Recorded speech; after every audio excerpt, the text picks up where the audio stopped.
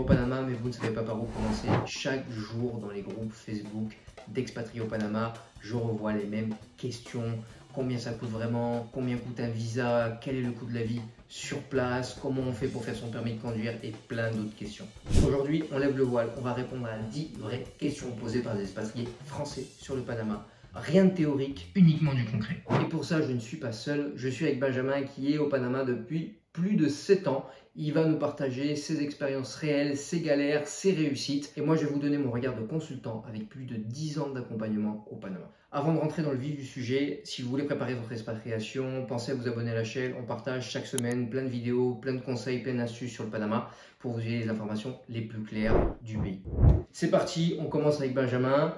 Benjamin, rapidement, dis-nous pourquoi tu es venu au Panama et qu'est-ce que tu as fait au Panama ces 7 dernières années.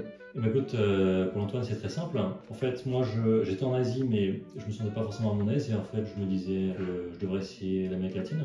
Et je me suis donc dit que le Panama était intéressant parce que c'est dollarisé, parce qu'il y a un impôt territorial, ce qui me permet de ne pas payer de taxes sur tout ce qui vient d'en dehors, et surtout la facilité au niveau du visa. D'accord, donc une de tes raisons principales de ta venue au Panama, c'était fiscal finalement.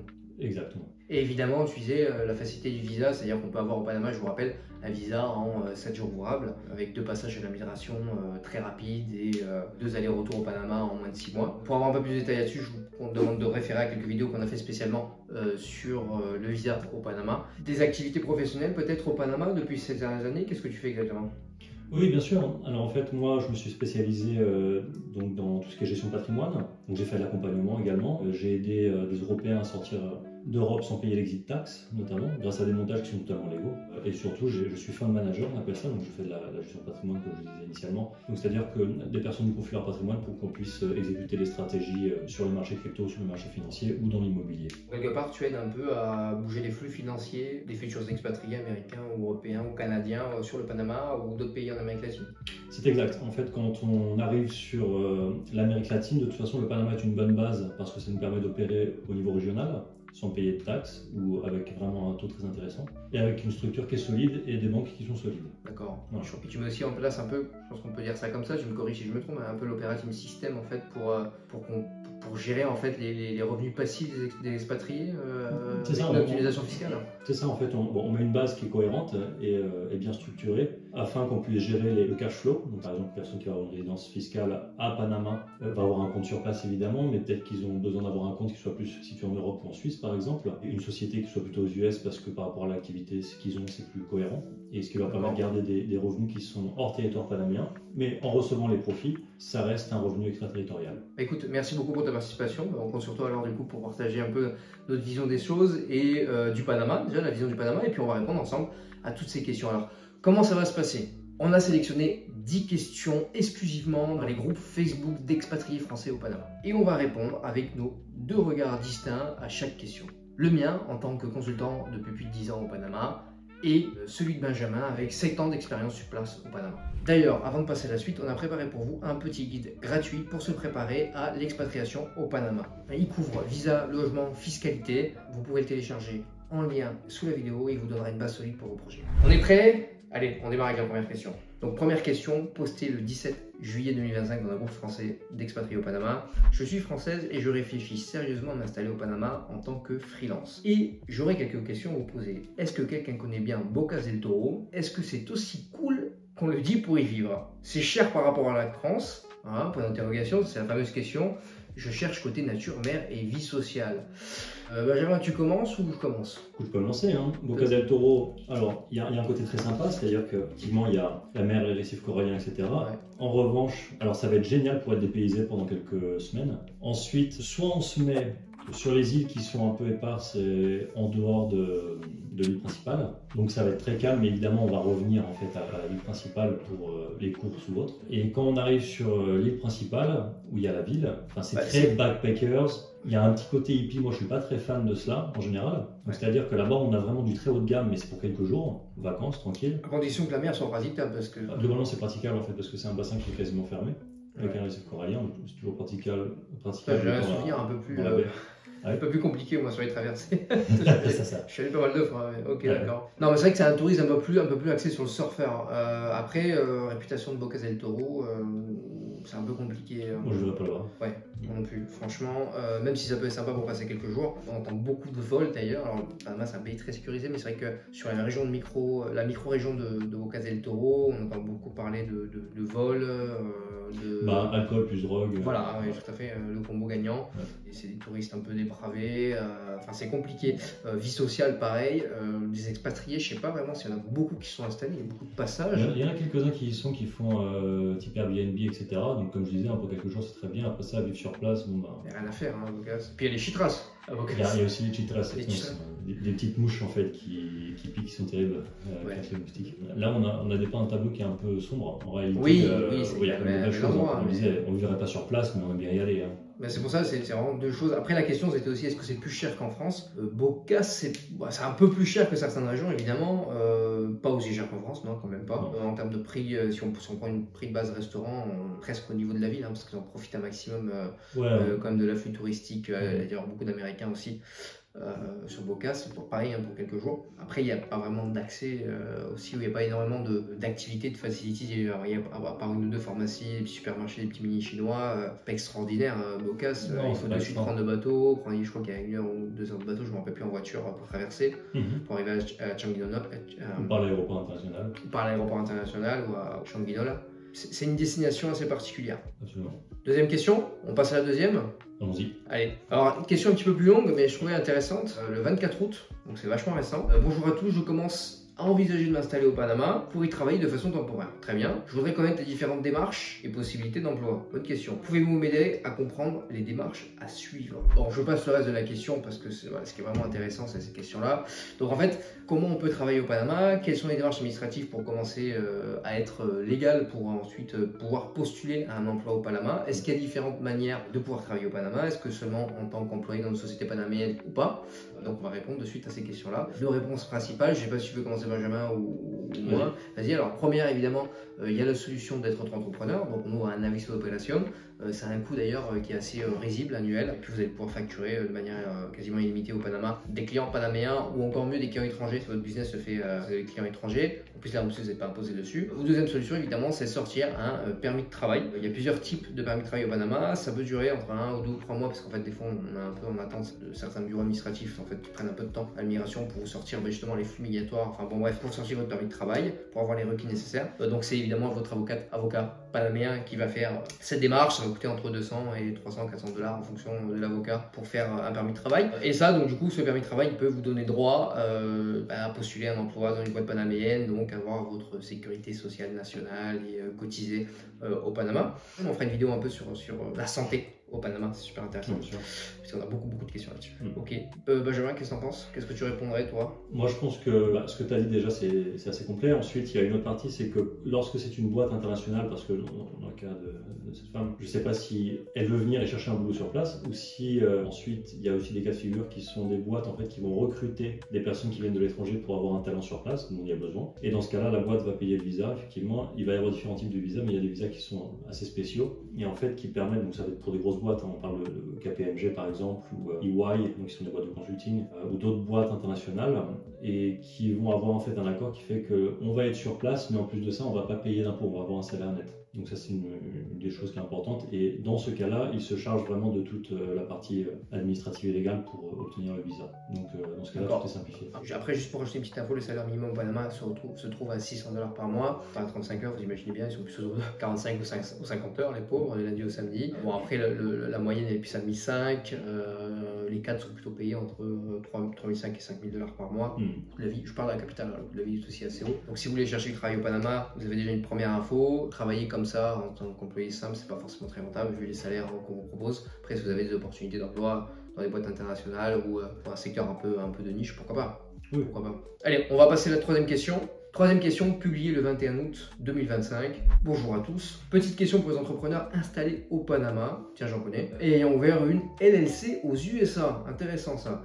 Pour ceux qui ont des clients étrangers, notamment en français, comment faites-vous pour régler vos prestations Wise, compte en USA, autres? Benjamin, on te laisse répondre à cette question. Bien sûr, avec plaisir. Ça, c'est un peu mon rayon. Il y a une chose, c'est que comme je l'expliquais au début, on peut être résident fiscal au Panama, avoir une LLC aux États-Unis. Il faut choisir, il y a des juridictions qui sont à choisir, d'autres à éviter. Effectivement, une fois qu'on a la LLC, on attend d'avoir le EIN, qui est un numéro reprise, ce qui nous permet ensuite, un numéro de taxe, ce qui nous permet ensuite d'ouvrir des comptes en banque. Donc moi, je recommande toujours de toute façon d'office d'ouvrir un compte avec Mercury Bank, qui est très simple, facile à connecter avec Stripe ou autre. Et ensuite, on peut effectivement ouvrir un compte avec Wise, par exemple, afin d'avoir un compte en banque qui reçoive des devises en euros, notamment. Et donc là, on reçoit simplement un virement. Ou sinon, l'autre solution qui est très simple, c'est se connecter à un processeur de paiement type Stripe et on fait une facturation par carte. C'est-à-dire que le client paye par carte, on lui envoie un lien de paiement et on reçoit le paiement tout simplement et voilà. D'accord, écoute, c'est très simple, très clair. Ouais. Merci de. Moi, j'ai rien à ajouter, hein. Franchement, sur cette question. De toute façon, c'est toi l'expert. Ouais. C'est pour ça que tu es là. Comme ça, ça va. Super. On passe directement à la 4e question. Publié le 21 août. Bonjour à tous, je me permets de poser une question concernant le climat social au Panama. Je trouvais ça super intéressant, parce qu'on a de plus en plus de retours là-dessus. Je me pose vraiment la question, on vient de me dire qu'un couple d'amis à une personne proche ont fui le Panama à cause du climat social qui est pas terrible. Donc en fait, là, on parle d'insécurité au Panama. La sécurité au Panama, moi, je trouve que c'est un des pays le plus sûr d'Amérique centrale. Il y a des paramilitaires partout. Devant le Costa Rica, d'ailleurs. Bien devant le Costa Rica. Le Costa Rica, c'est... Mon expérience personnelle, c'est une catastrophe, c'est l'anarchie, c'est le Far West. Panama, c'est vrai que même les policiers sont très peu, enfin la police est très peu corrompue, enfin du moins pas à un niveau de la rue, quoi. Alors effectivement, de temps en temps, on a un petit peu plus de manifestations parce qu'en fait, on a des sujets sur le développement macroéconomique au Panama, sur des nouveaux projets de méga structures qui font qu'il y a un peu de contestation. Sociale, mais ça reste très... Tout comme on l'a en France. Tout comme on l'a en France, oui, exactement. On en a beaucoup moins d'ailleurs au Panama, mais ça ne justifie pas, du moins, cette crainte. Moi, j'ai jamais été en 10 ans, 11 ans bientôt au Panama, 12 ans même, pardon. L'étranger n'a jamais été... En fait, à part lors de l'occupation américaine, où le canal en fait est occupé par les Américains, où il y a eu là des protestations et quelques morts, c'était il y a déjà ça va faire plus de 30 ans. En réalité, il y a jamais eu... L'étranger ou l'expatrié n'a jamais été pris comme une menace. Là, il y a quelques cibles, on va dire, lorsqu'il y a de la discrimination, qui vont être des Vénézuéliens, par exemple, ou quelques Colombiens, mais ça reste vraiment très faible. Et en général, c'est surtout en fait une colère face à leur gouvernement par rapport à des mauvaises utilisations donc des ressources ou des revenus au niveau gouvernemental, ou alors un problème par rapport à l'emploi. Ça, on a les mêmes choses en France. À aucun moment, en fait, ça va retomber, surtout pas sur des expatriés qui viennent d'Europe ou des États-Unis. Et puis aucune discrimination raciale au Panama, c'est assez impressionnant d'ailleurs. Pour la petite info, il y a 7% de blancs au Panama. D'ailleurs, les grandes familles aisées du Panama sont majoritairement blanches. On a du mal à reconnaître un Panaméen d'un non-Panaméen, entre guillemets, parce que c'est vraiment très cosmopolite. Donc voilà, vraiment aucune inquiétude, si ça serait ma réponse, d'aller au Panama. Au contraire, allez-y, c'est vraiment un pays très sûr, très très sûr. Ah oui, même quitte à, par exemple, d'habiter sur Punta Pacifica, donc il y a la Balboa qui est la voie principale, et marcher 3,5 km pour aller jusqu'à Casco le soir éventuellement, enfin, il n'y a pas de souci, à aucun moment il y a quelqu'un qui va arriver nous menacer ou autre, c'est très calme. Ok, donc on passe à la 5e question, un peu plus technique cette 5e question, postée le 14 juillet. Bonjour, je voudrais lire tout ce qui est possible sur l'achat de terrains agricoles et les droits de construction au Panama, ainsi que d'éventuels sites d'estimation de prix agricoles. C'est un peu plus compliqué. Droits étrangers achetés, petites annonces et compagnie. Ok, très bien. Alors, premièrement, vous savez que nous, on adore l'immobilier au Panama, on est très focus sur l'immobilier au Panama sur ce chaîne, et notamment sur la position immobilière. Ce qui peut être intéressant quand on crée des fincas agricoles au Panama, c'est que vous avez des lois d'impulsion, des ley incentives, sur une réduction d'impôts, ou alors vous avez de la subvention à la production en fonction de ce que vous allez produire. De l'ananas, de la mangue, je n'ai plus la liste exacte. Alors, il y a deux choses à savoir. Vous pouvez avoir une exonération de taxes pour l'importation pendant 10 ans pour la construction de la finca et l'amélioration de la finca, enfin notamment les meubles et compagnie. Vous pouvez aussi avoir donc une subvention au kilo produit de denrées alimentaires. Faire vraiment attention parce qu'on a l'impression d'avoir une fortune entre les mains, mais en fait c'est souvent une réduction d'impôts. Donc c'est pas des subventions cash qu'on va vous verser, c'est une déduction d'impôts sur ce que vous allez vendre. Enfin bon bref. Donc faire un peu attention à ça, mais c'est toujours bon à prendre. Après en termes de limitation, vous n'avez pas de limitation pour acheter en tant qu'étranger. Bien vérifier les titres de propriété avant d'acheter. L'accès à l'électricité, à la route, à l'eau, vous savez comment chercher un terrain. Par contre, des petites annonces agricoles ou un site spécialisé agricole, moi de ma connaissance je ne connais pas, je ne sais pas si Benjamin ça te parle. Moi ce que je sais de mon expérience, notamment sur la partie de reforestation, parce que c'était une activité également avec un de mes partenaires, c'est plutôt de bouche à oreille pour tout ce qui est terre agricole. Alors évidemment il y a quelques publications sur certains sites, mais ça reste assez désorganisé. On va peut-être regarder, il y a peut-être un qui existe quelque part, juste sur la terre agricole, mais ce que je sais c'est que les personnes que je connais de mon entourage qui achètent de la terre agricole, c'est vraiment du bouche à oreille. Voilà.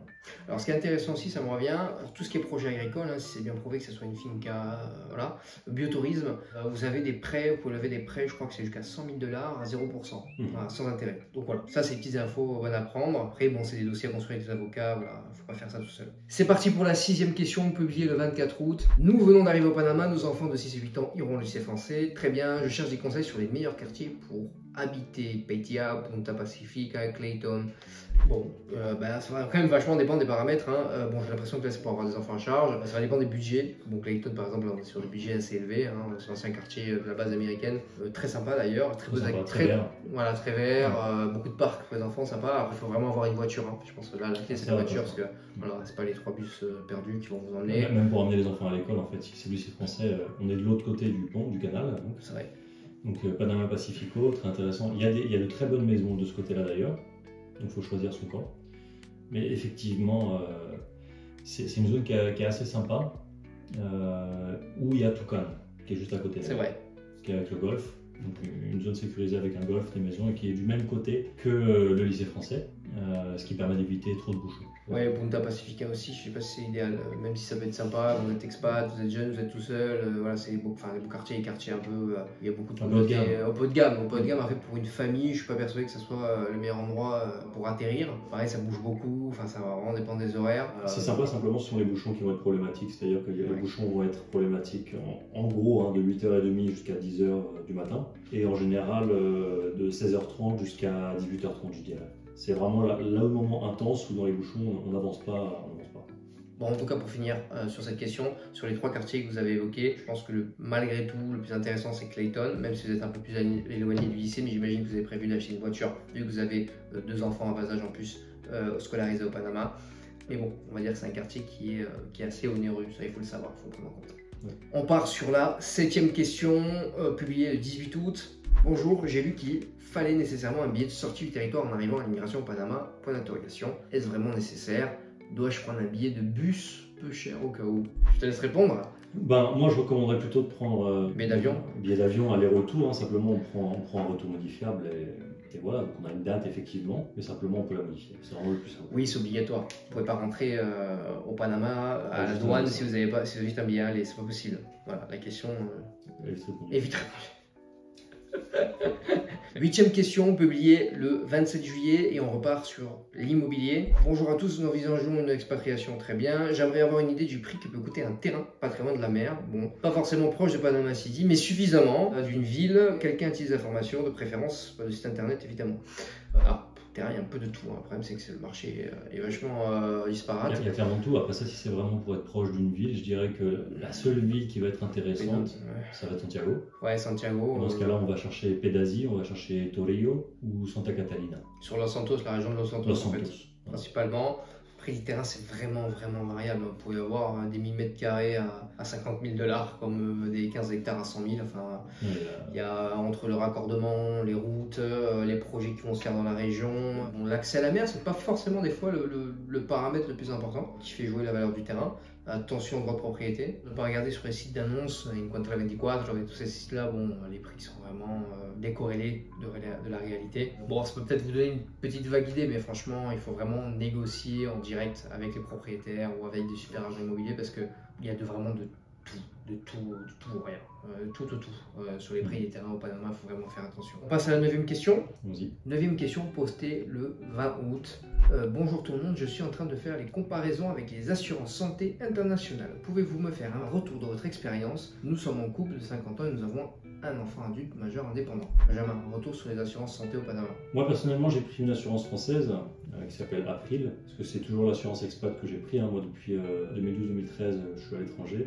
principalement. Donc j'ai toujours eu cette assurance-là. C'est peut-être pas forcément la moins chère, mais en tout cas elle couvre bien. Je dois avouer que j'ai pas été chercher ailleurs. Tu dois avancer les frais ou comment ça se passe? C'est ça alors, sauf si c'est une opération qui est planifiée et approuvée par l'assurance. En général, j'avance les frais et ils me remboursent. Sous 48 heures, j'imagine. C'est assez rapide, ouais, en moyenne, en une semaine, je reçois le paiement. Une semaine, d'accord. Après, sur Panama, vous avez par exemple la Blue Cross, enfin, vous avez plein d'assurances panaméennes qui sont très bien. Ça coûte entre ça dépend évidemment de votre âge et plein de caractéristiques, mais il faut faire un devis avec des brokers en assurance. Si vous avez besoin de contact de brokers en assurance, on peut vous le donner. Vous mettez un petit mot en commentaire et on vous donne un lien.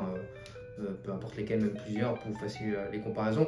Ça peut coûter entre 80 et 100, 140 $ par mois en fonction des options que vous preniez. Il y a le maximum, enfin, plusieurs niveaux de couverture, il y a plusieurs niveaux de couverture. Après, l'avantage, c'est que vous avez accès du coup à toutes les cliniques privées qui sont super réputées au Panama. Il y a même un tourisme médical au Panama. Vous êtes couvert en moyenne à 90% sur tous vos frais médicaux, ce qui maintenant représente plus qu'en France, avec les dépassements d'honoraires qu'on commence à avoir l'habitude en France.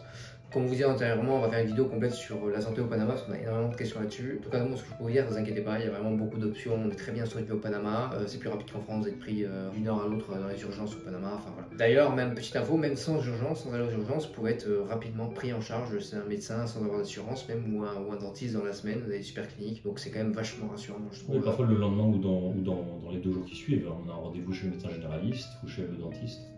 C'est vraiment sans souci. Sans souci, il y a vraiment une disponibilité médicale importante au Panama. Et quand même de la qualité, parce qu'on a beaucoup de médecins qui sont formés aux États-Unis, qui reviennent après au Panama exercer. On passe à la 10e et dernière question. Bonjour à tous, donc publié hier, d'accord. Bonjour à tous, pouvez-vous me donner le budget minimum pour bien vivre pour une famille de 4 personnes, 2 adultes et 2 enfants, école à la maison et souhait de vivre dans une maison indépendante? Merci. Budget minimum, ça va dépendre du quartier évidemment, ou alors si vous allez vivre à la capitale ou à l'intérieur du pays, c'est du simple au triple. Voilà, tout simplement. Une maison indépendante à l'intérieur du pays, vous pouvez l'avoir entre 500 et 1000 $ par mois, vous avez un truc énorme. À la capitale, c'est déjà autre chose.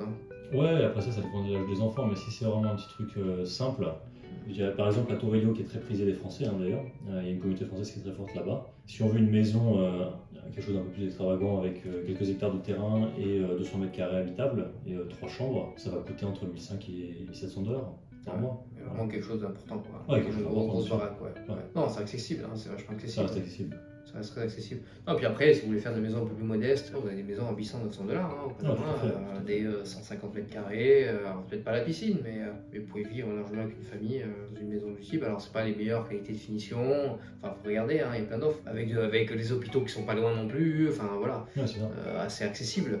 Alors qu'en revanche, si on est en ville, ça va coûter assez rapidement. En fait, on va chercher des zones comme il y a Santa Maria, il y a pas d'appartements, il y a Brisa del Golf. Brisa del Golf, qui est plus abordable d'ailleurs. Là, on peut avoir des maisons, ça va coûter 2000 par mois, peut-être moins d'ailleurs, à Brisa del Golf. Par contre, si on commence à aller sur Costa del Este, où il y a des condominiums qui sont vraiment avec des maisons avec des prestations, une série de maisons de 300 mètres carrés, assez facilement. Là, on va plutôt se retrouver sur des loyers qui sont à 6 à 7 000 $. Mais bon, avec c'est un condominium sécurisé à l'américaine, donc on a des terrains de sport, on a une salle de sport, on a la sécurité également. Enfin voilà, il y a une certaine quantité de prestations qui sont intéressantes. En général, ce sont des maisons qui viennent avec une belle piscine et un beau jardin. Bon, super, merci Benjamin. Vous avez des questions sur des biens immobiliers au Panama, n'hésitez pas à prendre un appel avec nous, puis on vous redirigera sur la location ou l'achat d'un bien au Panama, avec grand plaisir. Voilà, c'est fini pour ce nouveau format. Vous avez eu les réponses aux 10 questions que vous avez posées, que des expatriés français ont posées sur les groupes français d'expatriés au Panama, avec 2 retours, 2 visions différentes. Moi, avec un peu plus maintenant, presque 12 ans au Panama en tant que consultant. Benjamin aussi avec 7 ans d'expérience au Panama.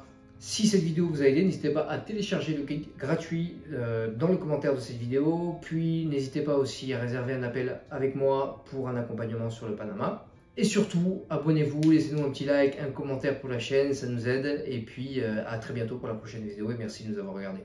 Merci.